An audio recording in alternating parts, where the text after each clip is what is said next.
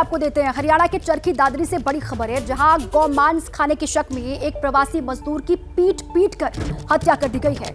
घटना 27 अगस्त की बताई जा रही है, जो सोशल मीडिया पर जिसका वीडियो भी वायरल है। आरोप है कि गौ रक्षा दल के सदस्यों की भीड़ ने चरखी दादरी के भाडीरा में 2 मजदूरों पर हमला बोल दिया और इतनी बेरहमी से दोनों की पिटाई की गई कि उनमें से एक की मौत हो गई। मरने वाले का नाम साबिर मलिक है, जो पश्चिम बंगाल के दक्षिण 24 परगना का रहने वाला है।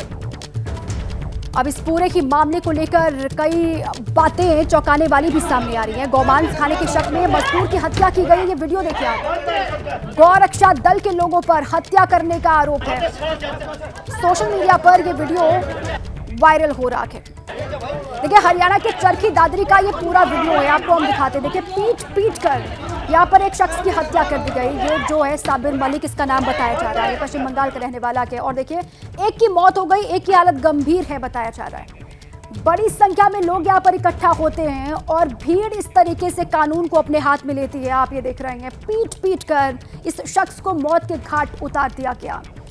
वहां पर बहुत बड़ी संख्या में लोग और एक शख्स को पीटते हुए ये वीडियो सोशल मीडिया पर लगातार वायरल भी हो रहा है। आरोप है गौमांस खाने के शक में प्रवासी मजदूर की पीट कर हत्या कर दी गई।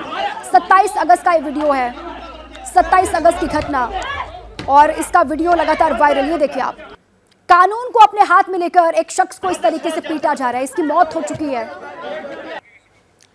और एबीपी न्यूज के कुछ सवाल हैं इस घटना के बाद, वो आपको हम जरा बता दें। देखिए आप, चरखी दादरी कांड, एबीपी न्यूज के सवाल, भीड़ को कानून हाथ में लेने का हक किसने दिया? सबसे बड़ा सवाल ये खड़ा होता है। अपराधियों में कानून का खौफ क्यों नहीं है? जो इस तरीके से पीट रहे हैं, उनको कानून का डर आखिर क्यों नहीं है? सवाल ये भी। इसके अलावा गौमांस पर हत्या का शक, गौमांस आया कैसे? जो हत्या की गई है, वो कहा जा रहा है कि गौमांस के शक में ही हुई है, तो ये गौमांस आखिर आया कैसे? अदालत को सजा का अधिकार या भीड़ को? ये सवाल खड़ा होता है। भीड़ को ये अधिकार किसने दिया? ये किसने दिया कि वो इस तरीके से पीटे? अगर उनको कोई शक था तो पुलिस को क्यों नहीं सूचित किया गया? पुलिस को अपना काम क्यों नहीं करने दिया गया? इस तरीके से कानून में हाथ में लेकर एक युवक को मौत के घाट उतार दिया गया है। और जब भीड़ वहां पर पीट रही थी तो पुलिस आखिर कर क्या रही थी? देखिए, चरखी दादरी की घटना पर हरियाणा के मुख्यमंत्री नायब सिंह सैनी का बयान सामने आ गया है। नायब सिंह सैनी ने कहा है कि गौ माता से लोगों की भावनाएं जुड़ी हुई हैं और हमने कड़ा कानून भी बनाया है। गांव के लोगों की भावनाएं आहत हो जाती हैं। हालांकि इसके बाद मुख्यमंत्री ने घटना को दुर्भाग्यपूर्ण भी बताया। अब उन्होंने क्या कुछ कहा है, आइए सुनाते हैं आपको।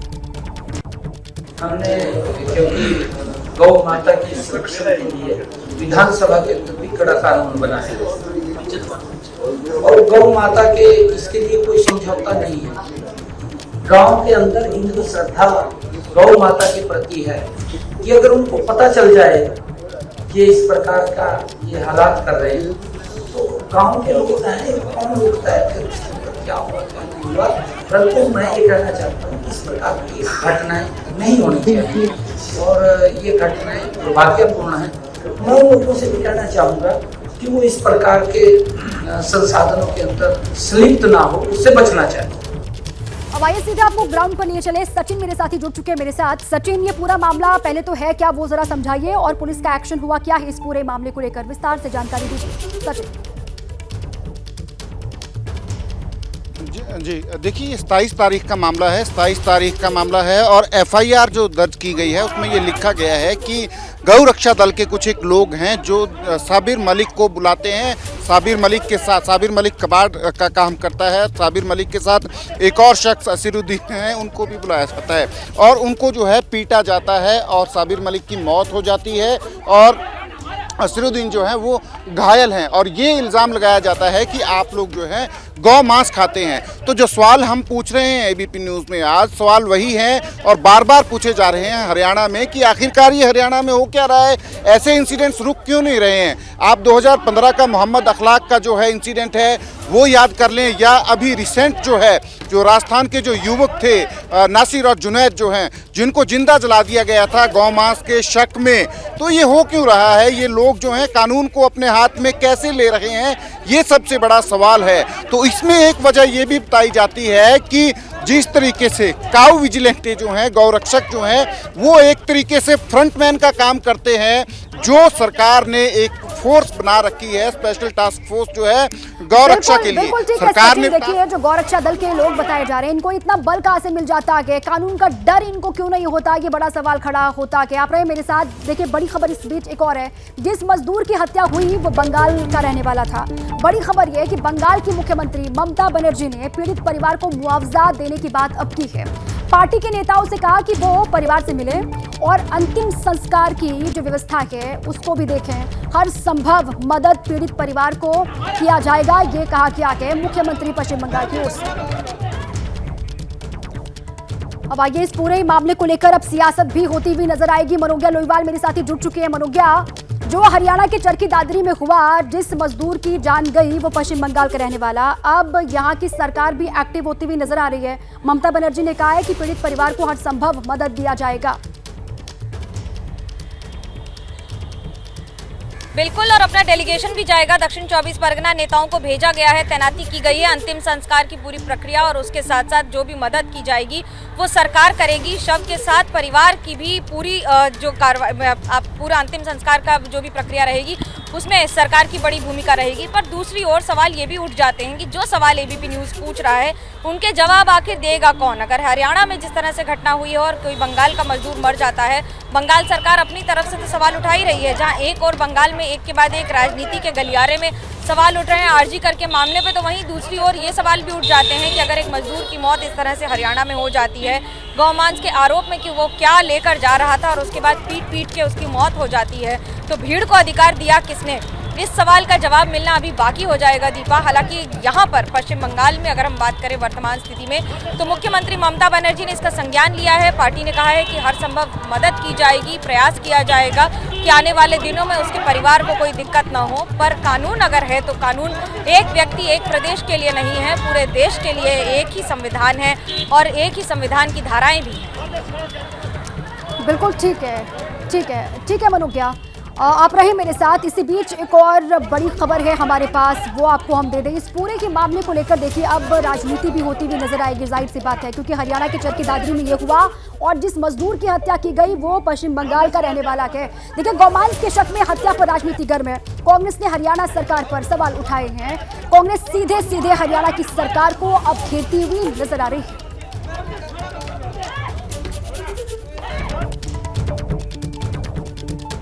गौमांस के शक में जो हत्या हुई है हरियाणा के चरखी दादरी में, उसको लेकर राजनीति अब शुरू हो चुकी है। कांग्रेस ने हरियाणा की सरकार पर सीधे सवाल उठाए। जो वहां हुआ है, गौमांस के शक में एक प्रवासी मजदूर की हत्या की गई है, उसको लेकर कांग्रेस पार्टी अब हरियाणा की बीजेपी सरकार पर हमलावर है।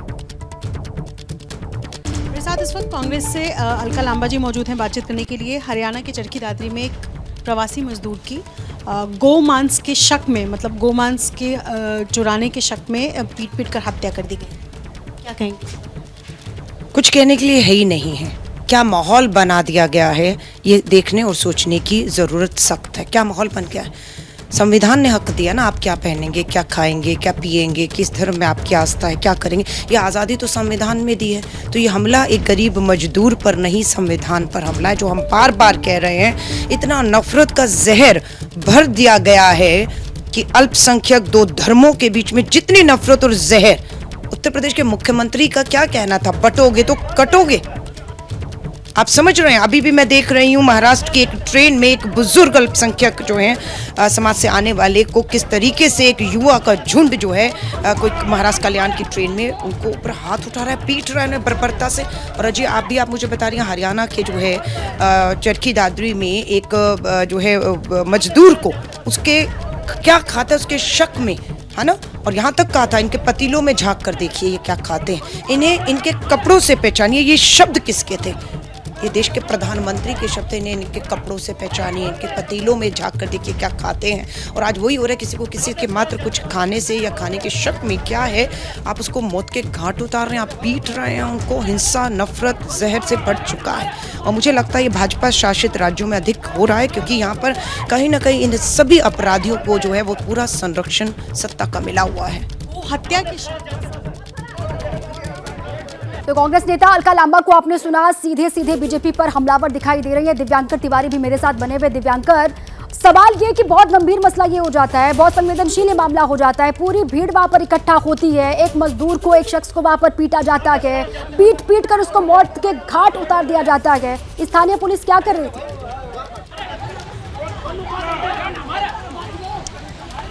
जी बिल्कुल, देखिए स्थानीय पुलिस घटना के बाद जागी है और उसके बाद बीती शाम की बात करें तो चाहे वो एसपी हो, डीएसपी हो या फिर थाना प्रभारी हो, तो वो जो हसवासा गांव है वहां पर पहुंचे थे। स्थानीय लोगों से पूछताछ की है किस तरह से पूरी घटना हुई, उसके बारे में उनसे जानकारी ली। लेकिन बड़ा सवाल अभी भी बना हुआ है कि जिस तरह से भीड़ की शक्ल में लोग वहां पर पहुंचते हैं, गौमांस खाने के शक में उस व्यक्ति को वहां पर पीट कर उसको मौत के घाट उतार देते हैं, तो आखिर इस भीड़ की जवाबदेही कौन तय करेगा? चाहे नेताओं की बात करें या अधिकारियों की बात करें, तो वो घटना होने के बाद ही, चाहे अधिकारियों की बात करें तो वो एक्शन में नजर आते हैं, या नेताओं की ओर से कुछ इस तरह की बयानबाजी की जाती है कि हम कड़ा से कड़ा एक्शन करेंगे और जो आरोपी हैं उन्हें सख्त से सख्त सजा दिलाएंगे। लेकिन इस तरह की घटनाएं लगातार हो रही हैं जो कानून व्यवस्था पर बड़ा सवाल खड़ा कर रही है और पुलिस अधिकारी भी। लेकिन अब फिलहाल इस मामले में पूरी तरह से जांच पड़ताल करने में जुटे हुए हैं। आखिर जो अभी तक अगर बात करें तो 5 जो आरोपी हैं उन्हें गिरफ्तार किया गया और उसके साथ साथ 2 जो नाबालिग आरोपी हैं उन्हें भी गिरफ्तार किया गया। तो इस पूरी घटना को अगर देखा जाए तो कहीं ना कहीं जो मामला है वो अगर आगे आने वाले दिनों में और भी इसकी पड़ताल होगी तो भीड़ जो वहां पर पहुंची थी उनमें और आरोपियों की जो संख्या है वो भी बढ़ सकती है। तो अब देखने वाली बात हुई कि पुलिस बिल्कुल ठीक है, आरोपियों की संख्या बढ़ सकती है। भीड़ ने ऐसा कैसे कर लिया और इतना बल कहां से इनको मिल गया कि एक शख्स को मौत के घाट उतार दिया गया? बहुत सारे सवाल, लेकिन मनोज्ञा भी लगातार बनी हुई है। मनोज्ञा, आपने जिक्र भी किया था थोड़ी देर पहले कि सरकार की ओर से डेलीगेशन जो है वो पीड़ित परिवार से मुलाकात भी करेगा। इसको लेकर भी जानकारी कि कब तक वो मुलाकात के लिए जाएगा डेलीगेशन, और सारी जानकारी सरकार को अभी जो मिली है इस घटना को लेकर, पश्चिम बंगाल की सरकार को हरियाणा सरकार से, उसके बारे में बताइए सर। देखिए, ये मजदूर दक्षिण 24 परगना का रहने वाला था, नाम हम नहीं बता रहे हैं, लेकिन वहां पर परिवार से स्थानीय तृणमूल कांग्रेस का जो डेलीगेशन है यानी कि स्थानीय नेता तो मिल चुके हैं, लेकिन कोलकाता से भी कई और नेता या फिर सरकार के पक्ष से मंत्रियों के जाने की बात है। पूरे अंतरिम संस्कार के प्रावधान की जिम्मेदारी पूरी तरह से राज्य सरकार की होगी और अगर मुख्यमंत्री ममता बनर्जी कह देती हैं तो आप ये मान लीजिए कि पूरा प्रशासन एकजुट हो जाएगा वहां पर इस पूरे प्रक्रिया को अंजाम देने के लिए और उसको पूरी संभवतः हर संभव प्रयास करने के लिए। पर सवाल 2 उठ जाते हैं कि इसका राजनीतिक विश्लेषण या फिर राजनीतिक इम्प्लीकेशन क्या होगा, ये बड़ा महत्वपूर्ण हो जाता है। अभी तक जिस तरह से मुख्यमंत्री ममता बनर्जी हर मुद्दे पर हमलावर रही हैं, क्या वो इस मुद्दे पर भी ठीक उसी तरह से बोलेंगी? अभी तक उन्होंने ऑफिशियली कुछ नहीं बोला है, लेकिन पार्टी को जरूर ये संदेश जा चुका है कि इस मामले को लेकर सरकार चुप नहीं बैठेगी या फिर पार्टी चुप नहीं बैठेगी। हरियाणा में आने वाले दिन में चुनाव भी है, इसका क्या असर होगा? तृणमूल कांग्रेस ऐसा नहीं है कि वहां हरियाणा में चुनाव लड़ने जा रही है इमीडिएटली, लेकिन क्योंकि इंडिया गठबंधन का हिस्सा है तो इसका हो सकता है उधर भी उतना ही असर दिखे। राजनीति भी होगी और उसके साथ साथ सवाल भी उठेंगे कि आखिरकार ये किस तरह से और किस तरह से संभव हुआ। बिल्कुल ठीक है मनोज्ञा, आप रहे हमारे साथ। इसको लेकर ममता बनर्जी ने ये कहा कि सरकार का एक डेलीगेशन जाएगा पीड़ित परिवार से मिलने, हर संभव मदद का भरोसा भी दिया गया। एक बार फिर से आपको सुनवाते हैं हरियाणा के सीएम नायब सिंह सैनी ने इस पूरे घटनाक्रम को लेकर क्या कुछ कहा। दे दिया वो नहीं वो चली गई, वो हमारी तरफ से चली गई है, डिपार्टमेंटों के अंदर भी पहुंच गई, उन्होंने लागू करनी है और वो लागू हो जाएगी। हमने बोल दिया भी उनको लागू कर दो। हमारी 1,20,000 HKRN के या पार्ट 1 पार्ट 2 कॉन्ट्रैक्ट के उसके अंदर जितने भी हमारे युवा साथी थे, कर्मचारी थे, हमने उनको सुरक्षित कर दिया है और ये पत्थर के ऊपर लकीर है। ये हमारी सरकार की, ये कांग्रेस की सरकार की तरह नहीं है कि एक पर्ची के ऊपर तकलीफ। हमने क्योंकि गौ माता की सुरक्षा के लिए विधानसभा के अंदर भी कड़ा कानून बनाया और गौ माता के इसके लिए कोई समझौता नहीं है। गांव के अंदर हिंदू श्रद्धा गौ माता के प्रति है कि अगर उनको पता चल जाए कि इस प्रकार का ये हालात कर रहे हैं तो गांव के लोग चाहे कौन रुकता है, फिर उसके ऊपर क्या हुआ क्या नहीं हुआ। परंतु मैं ये कहना चाहता हूँ इस प्रकार की घटनाएं नहीं होनी चाहिए और ये घटनाएं दुर्भाग्यपूर्ण है। मैं लोगों से भी कहना चाहूँगा कि वो इस प्रकार के संसाधनों के अंदर संलिप्त ना हो, उससे बचना चाहिए। तो गौ माता से लोगों की भावनाएं जुड़ी हुई हैं और ये जो घटना हुई है चरखी दादरी में वो दुर्भाग्यपूर्ण है, ये कहते हुए सीएम नायब सिंह सैनी को आपने सुनाई